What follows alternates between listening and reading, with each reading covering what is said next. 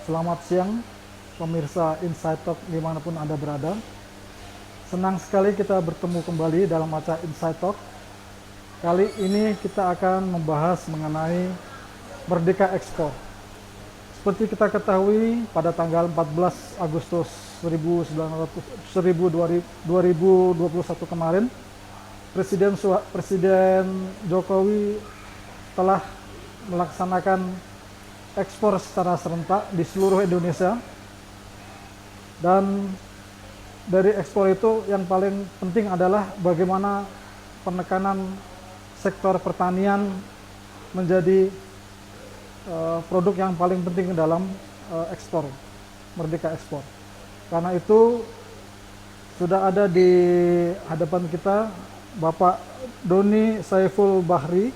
Beliau adalah Kabid Pangan Dinas Tanaman Pangan dan Hortikultura Provinsi Kalimantan Barat. Selamat siang, Pak. Ya, Pak. Di hadapan kita juga Bapak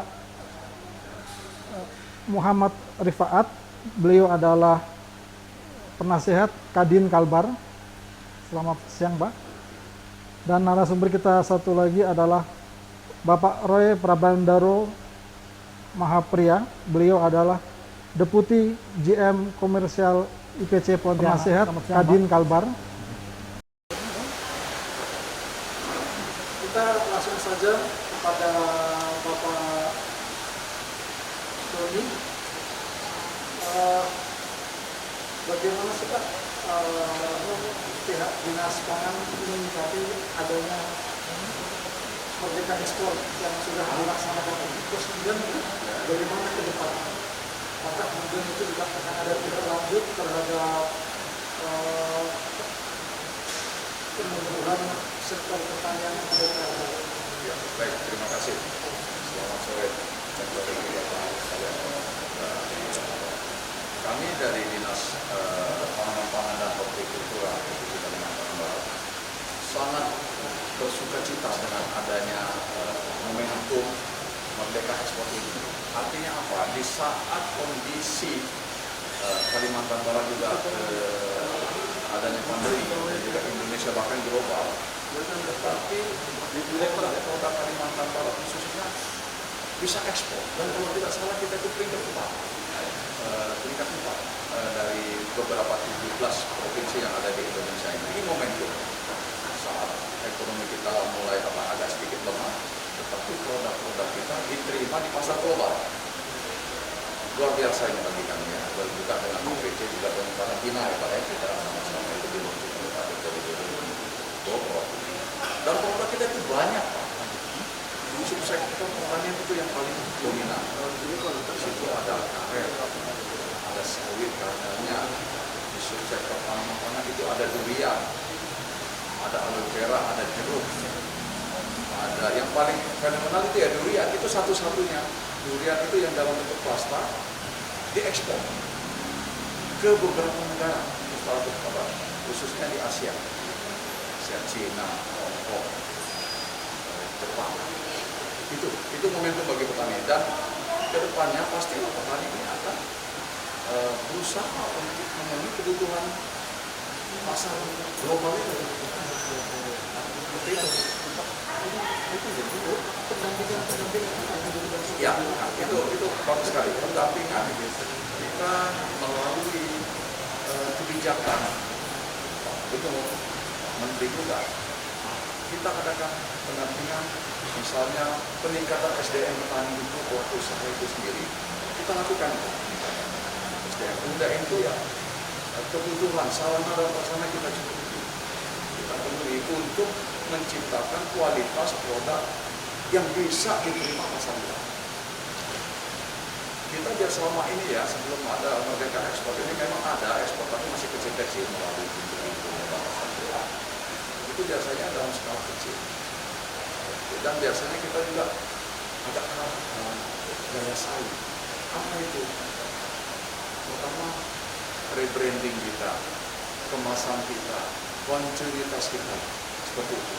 Nah, kedepannya ya karena ini sudah ada kejelasan, ada program ekspor terbuka, ya artinya kita suka tidak suka, mau tidak mau kita siap. Seperti BPI sendiri, yang paling penting juga dalam kita ekspor adalah adanya hilirisasi produk yang ada di sektor pertanian sendiri. Kemudian juga dengan adanya hilirisasi itu juga bagaimana kemudian strategi dari dinas pertanian sendiri termasuk komitmen ST juga pengembangan produk-produk pertanian ini sejauh ini kira-kira apakah sudah ada wilayah-wilayah khusus yang kemudian akan dikembangkan sebagai food estate untuk peningkatan produk-produk pertanian tadi, Pak? Ya, betul. Food estate itu sudah dicanangkan Pak Jokowi pada tahun 2020 kemarin ya. Tepatnya itu di Kalimantan Tengah. Sekarang sudah mulai menyebar, ada di Sulawesi Selatan, Sumatera Selatan, dan yang terakhir ada di khusus produk hortikultura itu ada di Sumatera Utara.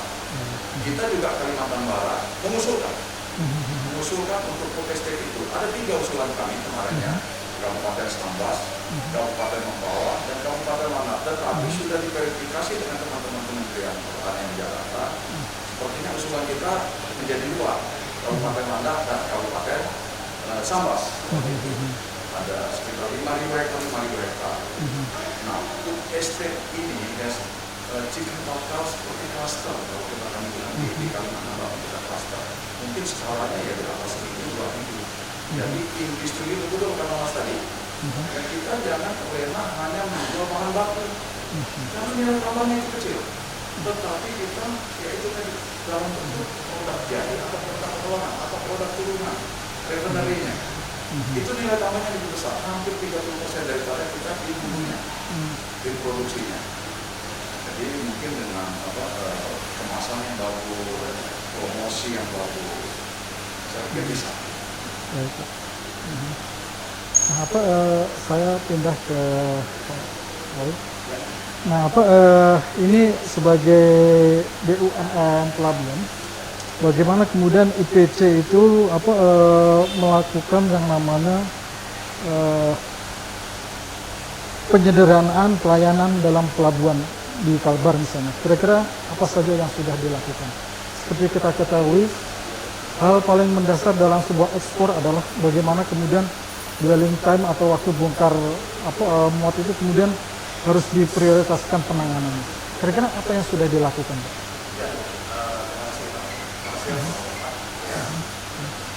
Jadi gini, ada 2 hal yang agak cukup berbeda nih. Jadi antara tentang tadi tentang dari produk dari hilir sampai hilir. Ini kita dari kalau istilah di pelabuhan itu adalah door to door. Tapi kita sebagai sarana pengangkutnya atau sarana memobilisasi barang itu sampai kepada tangan dari produsen yang kemarin. Jadi penyederhanaan di Kalimantan Barat ini saya sampaikan kebanyakan di korporasi kita untuk pelayanan itu adalah kemas. Kemas itu di tahun 2015 sebagai kemas ini adalah salah satu pelabuhan kemas terbaik di Indonesia. Jadi terbatas Pak. Kita itu mempunyai di tahun lalu itu gambaran bahwa Bogor itu adalah suatu kemas terbaik di Indonesia. Nah, kenapa bisa menjadi terbaik? Karena itu mengalami satu transformasi secara alat, transformasi secara SDM, kemudian secara sistem. Nah, itu yang membuat pelayanan menjadi semakin baik. Semua terintegrasi, semua terkoordinasi, kemudian semua tersentral. Dan kemudian dengan itu permasalahan yang dilalui dari seluruh tahun di bawah tahun 2010 sesuai informasi bahwa keterlambatan kapal atau Nusantara ini kapal itu berlaku rusak di sini. Itu penulisan baru saja. Nah, ini yang menjadi kendala di mana akhirnya itu terhambat barang itu melambat di atas kapal. Dengan perubahan alat dan tadi mengalami transformasi, akhirnya kapal itu bisa diatur karena kecepatannya bisa kita ukur. Dan karena kita bisa mengukur semua sistem baik, sekarang kapal hanya butuh 24 jam. Jadi kita tahu istilah kita direct order, jadi kita langsung sandar. Kita langsung sandar dan itu terprogram. Jadi misalnya kapal A sampai di Jakarta hari Kamis, sampai di tempat kita hari Minggu. Nanti sampai di Jakarta juga hari Kamis, nanti sampai di kita hari Minggu. Dan itu terus-terusan seperti itu. Jadi semua bisa terprediksi, semua bisa terhitung, dan kemudian kelancaran jalan bisa lancar. Nah, terkait dengan kesulitan yang terjadi di tahun 2020, kita sudah di bawah 3 hari yang dicanangkan pemerintah kan kita sekarang sudah di bawah 3 hari. Nah, ini kenapa saya sampaikan adalah sebuah hal yang dilakukan seperti ini, Pak. Pada waktu barang itu dibongkar dari atas kapal, kemudian ditaruh di dalam penumpukan, ditaruh di tempat penumpukan. Dan di situ terminal tidak punya wewenang untuk mengeluarkan barang itu. Yang punya wewenang barang itu menjadi pelaku buat pemilik barang. Jadi artinya ketersediaan misalnya wadah atau gudang yang ada di luar itu mempengaruhi juga barang itu kapan selain dipanggil keluar. Nah, karena semua ini pengembangannya sudah teratur, artinya di gudang pun jadi sudah teratur juga. Kan bisa dikatakan habis sekarang bisa sampai juga. Nah, itu karena ada beberapa karena eksploitasi alat, kemudian SDM, kemudian juga IT. Baik, Pak. Apa kira-kira dalam apa BUMN pelabuhan itu sendiri, Pak? Misalnya seperti kita ketahui bahwa pelabuhan Pontianak adalah pelabuhan sungai yang alur pelayarannya kedalamannya sangat terbatas, 5,5 sampai 6 meter, dan juga sangat jauh dari muara gitu, Pak, ya. Dan hanya bisa dilayari oleh kapal-kapal kecil gitu. Nah, sementara pertumbuhan ekonomi di Kalbar, pertumbuhan angkutan segala macam itu mengalami peningkatan sampai akhirnya kemudian muncullah pelabuhan Kijing. Nah, menurut Bapak sendiri, apakah pelabuhan Kijing akan menjawab kebutuhan dalam ekspor impor yang ada di Kalbar misalnya? Sebenarnya sesimpel ini, Pak. Kita tahu ada dua hal yang kita harus sikapi bahwa pelabuhan Pontianak itu mempunyai kapasitas terbatas. Kapasitas tertampung terbatas, dan ini sudah di ujung sebenarnya. Pertama, pada waktu kapasitas kita sudah melampaui apa yang menjadi kapasitas terpasang kita, itu akan menimbulkan masalah sosial juga. Kita bisa lihat ya, kenapa ada pembatasan masalah publik malam bisa keluar, itu menjadi masalah sosial di Pontianak sendiri. Jadi memang dahulu pelabuhan itu diciptakan di dalam hotel kan, jadi supaya dekat dengan kota, kemudian terjadi kaitan juga, seperti itu. Tapi kenyataan dengan pengembangan pelabuhan yang sekarang ini itu tidak bisa, karena apa? Semakin pelabuhan itu di dalam kota, itu akan bersinggungan dengan kepentingan masyarakat, menimbulkan masalah, Menimbulkan kemacetan segala macam gitu. Masalah sekali, masalah sosial. Nah, pertama setelah tadi keterbatasan kapasitas pasar, juga keterbatasan alur. Kalau alur cuma terbatas kapalnya saja, mungkin ya itu masih bisa sekali. Tapi alur itu seperti jalan raya, Pak, harus di-maintain still. Dan ini cukup besar. Dan ini menjadi satu besar tapi harus memaintain alur itu supaya tetap kapal bisa masuk, kemudian arus barang bisa lancar. Kenapa akhirnya kami dari itu mempunyai wacana untuk mengalirkan investasi, investasi kami ini sebenarnya tidak dijawab dengan ketegangan tangan pemerintah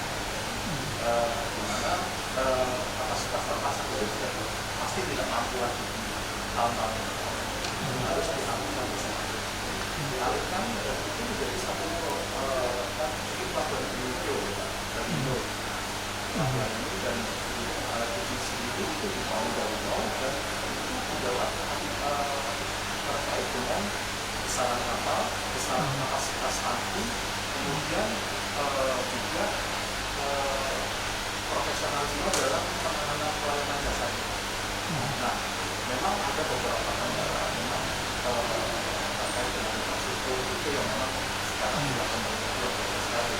Nah, daerah tentu juga mendorong supaya perbaikan jalan, segala itu hal yang luar biasa untuk proyek nasional. Mungkin itu.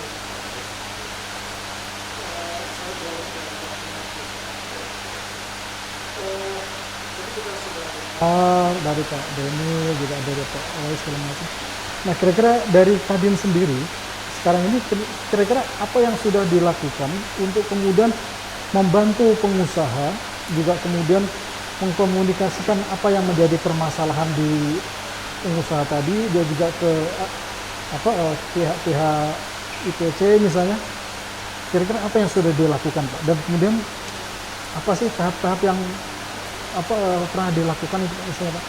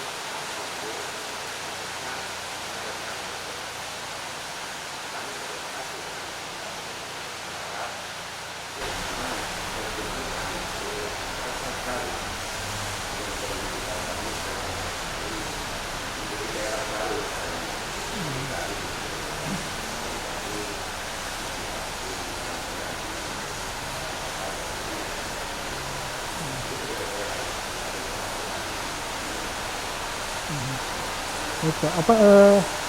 Sejauh ini apa kira-kira kendala yang dihadapi, terus bagaimana kemudian cara penanganannya gitu Pak? Apakah juga dukungan-dukungan dari pemerintah sendiri juga kemudian mensupport bagaimana usulan-usulan Kadin itu kemudian diperhatikan gitu Pak?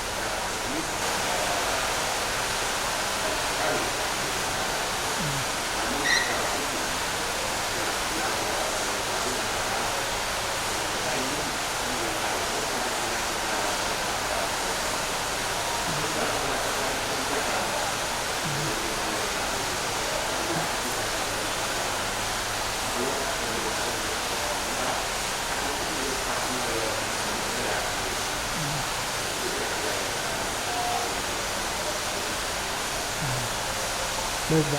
Nah, kira-kira tadi pertanyaan Bapak Rehat, ada nggak Pak kebijakan-kebijakan yang kemudian memang menjadi perhatian dari pemerintah dan juga kemudian bisa disinergikan dengan Kadin sendiri misalnya? Saya pikir kebijakan-kebijakan yang sudah kita terapkan baik itu pemerintah provinsi sudah berjalan seperti apa regulasi itu ya bahkan sekarang sudah banyak ya semakin dipermudah ekspor dari juga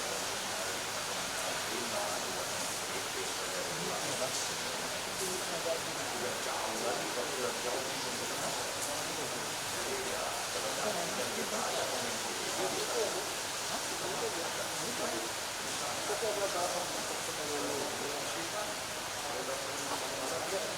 baik itu ke antar pulau antar negara kita sudah banyak dipotong pemerintah Pak Jokowi ini mau izin usaha itu diperpendek nah izin ekspor aja karantina itu mengeluarkan aplikasi email ya bahwa akan mempertemukan pelaku usaha dengan produsen tidak terlalu mau kita menjalankan ini dengan win-win solution ada masalah. Baik, Pak.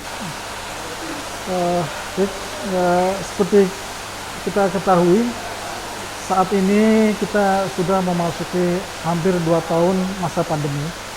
Artinya juga sektor industri juga, sektor pertanian juga, dan semua sektor terdampak.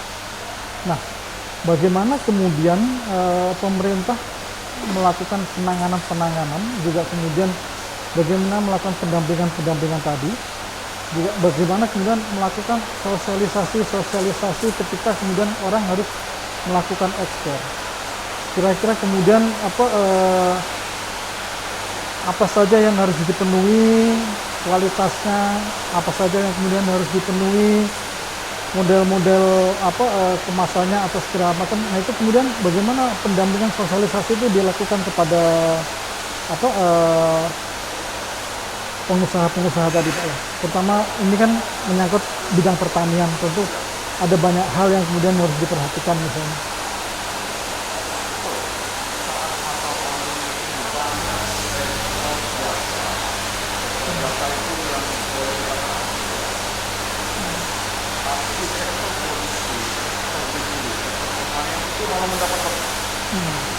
Justru malah meningkat Pak ya.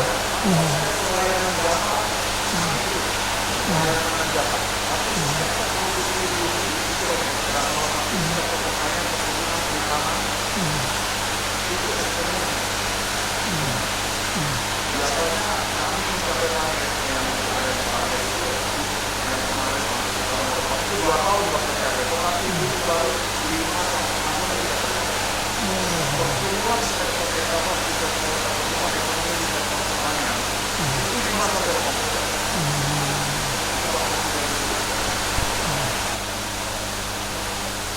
Bahkan sampai 12%. Karena apa? Mobil itu satu petani tadi. Oke, ya. Kita pemerintah itu tahu. Mobil itu lebih senang di luar hasil. Tapi kalau kita memberikan di sawah, di lahan, di lahan, boleh dikatakan tidak ada petani. Maka dari itu banyak negara lain yang progres yang petani maju. Pendampingan kita punya SDM petaninya, SDM alat usaha, misalnya nah, itu nanti ada lagi pembinaan di sektor jaminan mutu. Mutunya juga seperti itu, pihak lain maunya seperti apa? Kalau ini punya, kalau kita pilih buat seperti itu kan mereka mau berapa? Mereka minta apa? Berarti ini ada di siapa? Itu mengerok 600 orang. Artinya dunia yang ada di masyarakat yang selama ini mungkin kalau nggak pernah segala belajar menjadi bulan atau sekarang jadi pasta dengan harga berapapun banyak fokus yang ambil nah itu nanti dilakukan orang jadi dia punya kultur yang kapasitasnya luasnya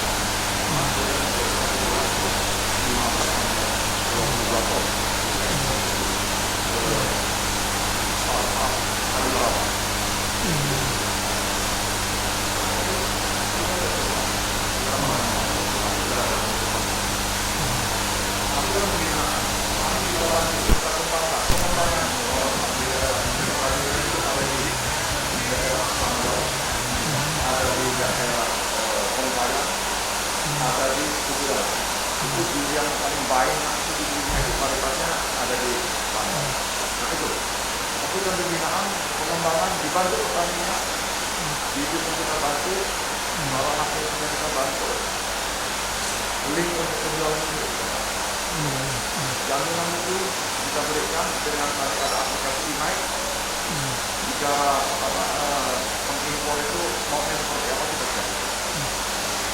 Kalau dari sisi kontinuitas ekspor produk, katakanlah misalnya contoh durian. Durian itu kan buah musiman gitu.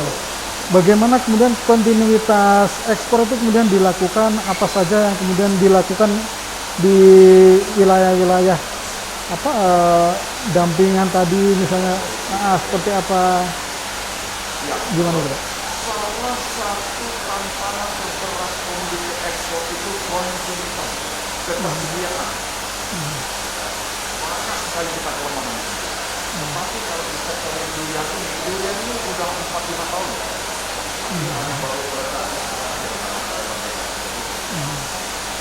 Artinya apa? Sekarang pengusaha itu saat musim panen raya kita tuh banyak. Artinya diawetkan gitu dalam jangka dibekukan. Diawetkan nanti bahasanya tapi dibekukan Iya. Salah satu teori pengawetan kan tidak memakai garam atau tidak memakai bahan minyak, tetapi dibekuk. Kayak ikan dibekuk. Itu tahan 1 tahun. Jadi mereka sudah itu. Sudah itu kebutuhan 1 tahun untuk ekspor ke China perlu misalnya 100 ton. 1 tahun. Jadi dia bagi aja 12. Jadi usaha itu sudah patuh. Sekarang semakin banyak. Itu jatuh. Tetapi itu menjadi kesulitan di kebutuhan yang lain. Maksudnya gimana? Permintaan contohnya yang padi khusus. Padi khusus itu kelasnya padi premium, padi hitam, padi merah. Saya punya hire di Singapura, di Malaysia. Tapi kami tidak mampu menyuplai kebutuhan itu per bulan misalnya 5 ton. Nah, kalau padi itu sini rata-rata banyak apalah produksinya kalau diambil setiap bulan 5 ton, 5 ton. Jadi ada ya, SDM juga sama ada ya. Ke depan mungkin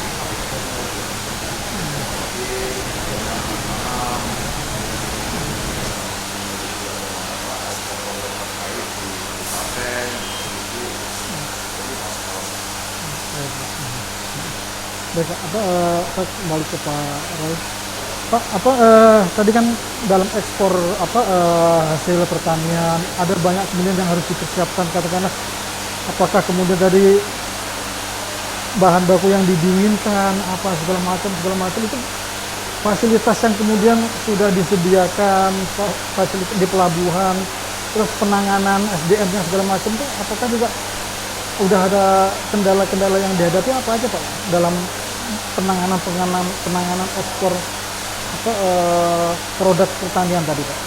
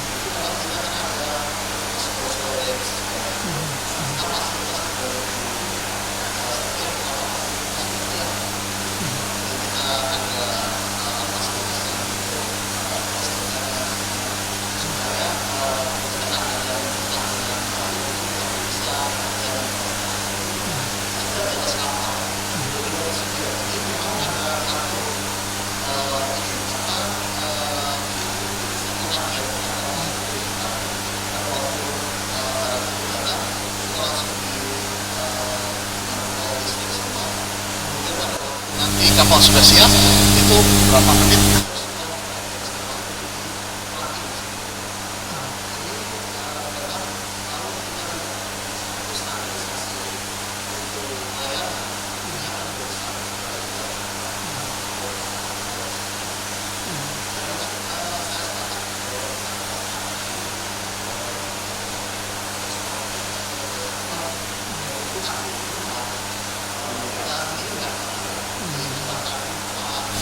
Untuk ekspor ke Vietnam, ekspor ke Cina itu kita malah ini beberapa kelapa dan jangka dan singkong itu malah naik.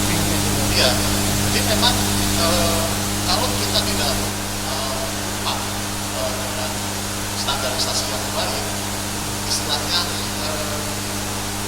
produk ini jadi tidak bisa terpenuhi untuk fasilitas pelabuhan.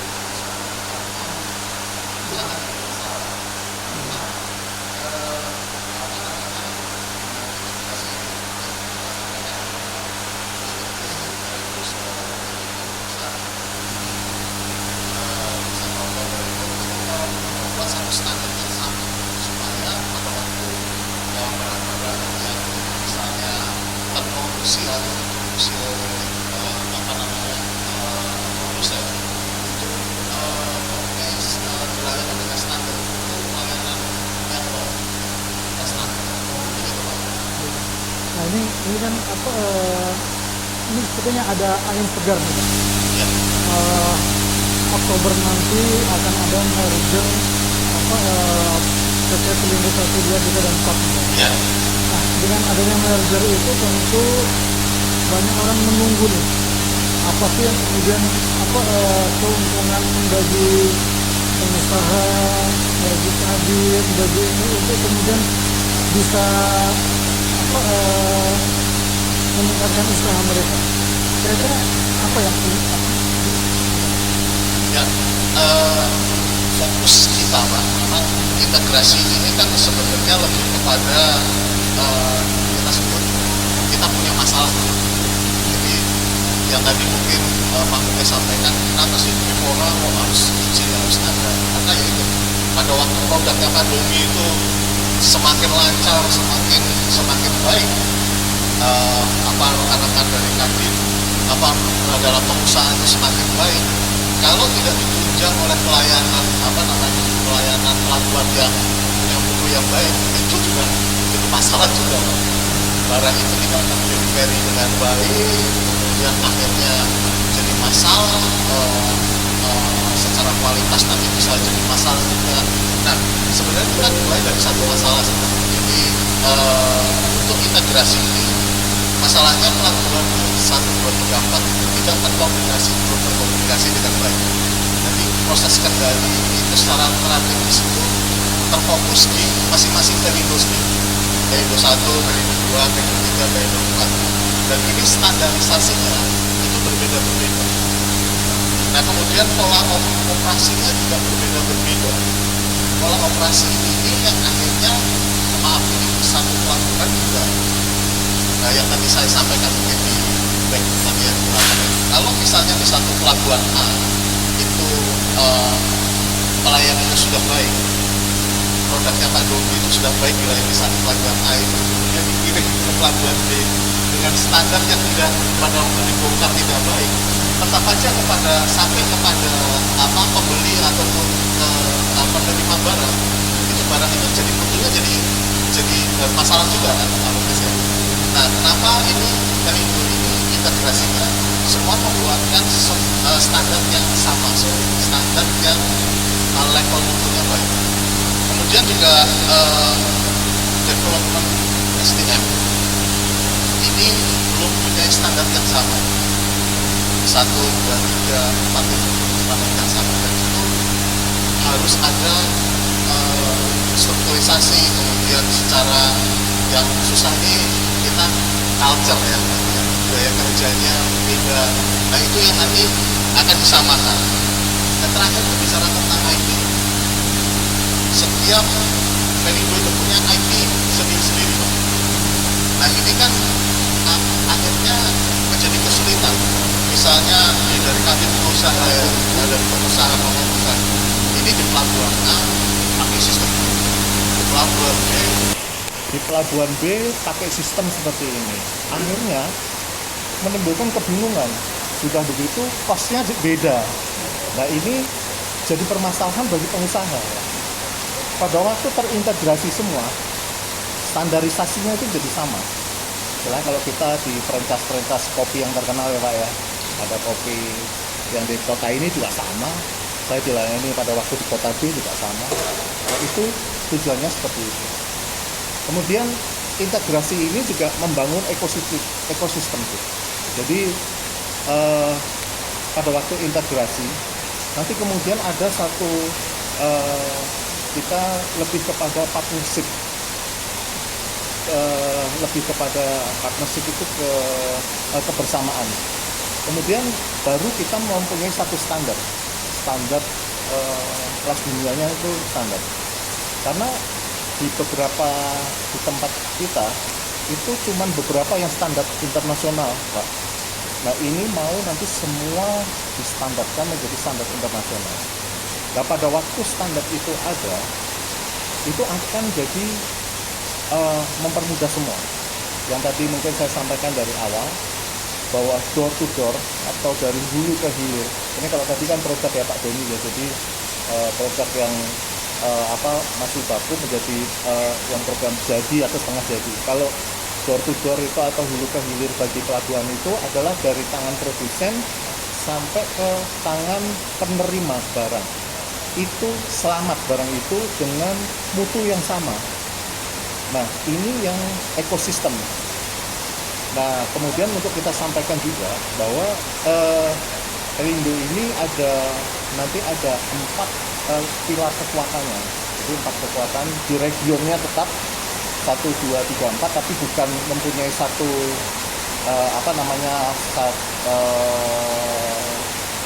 kepemimpinan sendiri-sendiri, enggak, tapi di holding, super holding.